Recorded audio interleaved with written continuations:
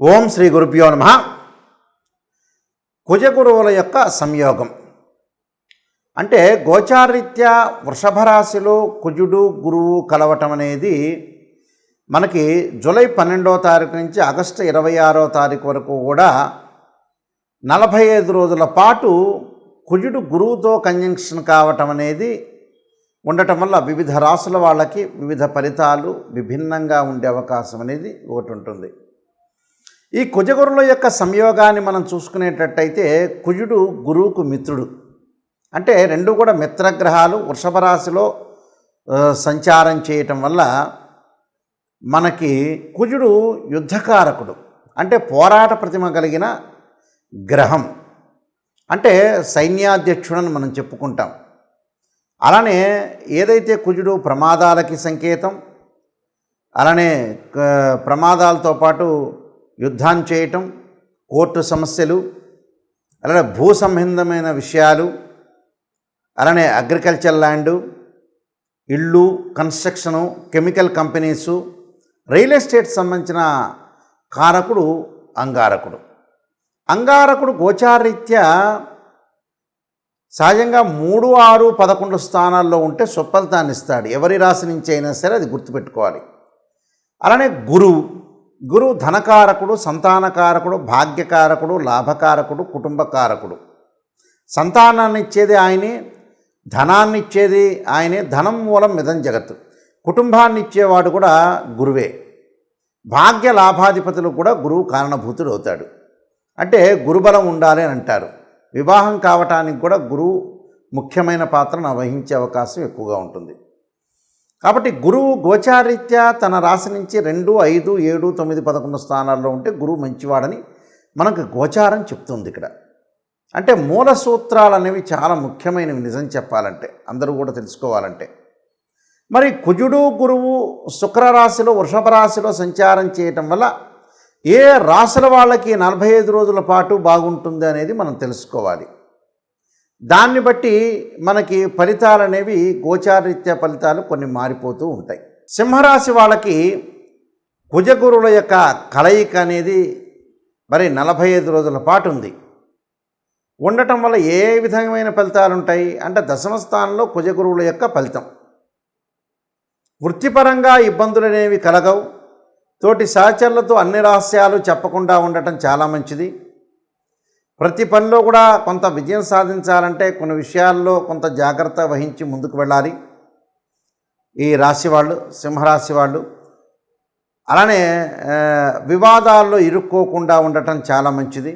అంటే మనం వివాదాలు అనేవి కొంత పరిష్కారం జరుగుతాయి, కానీ చిన్న చిన్న వివాదాలు అనేవి కనబడుతూ ఉంటాయి.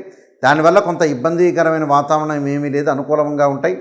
ఉద్యోగస్తులకు ప్రమోషన్లు రావటం, ఉద్యోగపరంగా ఇబ్బందులు ఉండవు, అనుకూలంగా ప్రయత్నాలు చేయటం, ప్రతి పనిలో కూడా విజయం సాధించే అవకాశాలు ఎక్కువ ఉంటాయి. అనేక మార్గాల్లో ఆదాయం బాగా కనపడుతూ ఉంటుంది. వివాహం కాని స్త్రీ పురుషులందరూ కూడా వివాహాలు జరిగే అవకాశాలు ఎక్కువ ఉంటాయి. శత్రువులు మిత్రులుగా మారే అవకాశాలు ఎక్కువగా ఉంటాయి. నూతన వ్యాపారాలు ప్రారంభం చేయొచ్చు. విదేశాలకు వెళ్ళే అవకాశాలు పుష్కలంగా ఉంటాయి.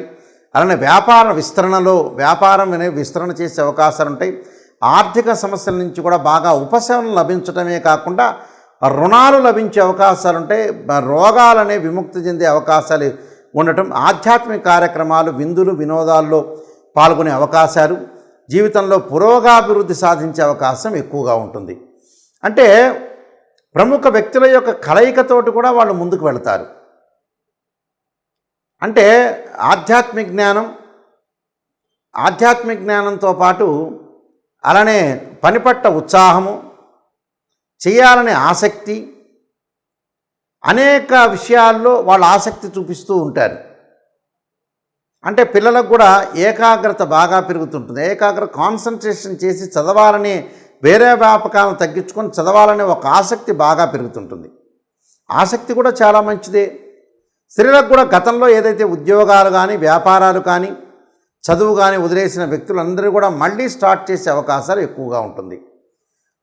ఇక్కడ ఆలోచన సరళి మారటం, మానసికంగా విల్ పవర్ అనే స్ట్రాంగ్గా ఉండటం ఒకటి. అలానే జీవితంలో ఉన్న పనులన్నీ కూడా విజయవంతం చేయాలని ఒక ఆకాంక్షతో ముందుకు వెళ్తారు. అంటే ఒక గోల్ పెట్టుకున్నారు, ఒక యాంబిషన్ పెట్టుకుంటారు. యాంబిషన్లో కూడా పెట్టుకొని ధార్మిక కార్యక్రమాల్లో ఉత్సాహంగా పాల్గొనటం ఒకటి. అలానే జీవితంలో కొన్ని సమస్యలు తొలగిపోయే అవకాశాలు ఉంటాయి.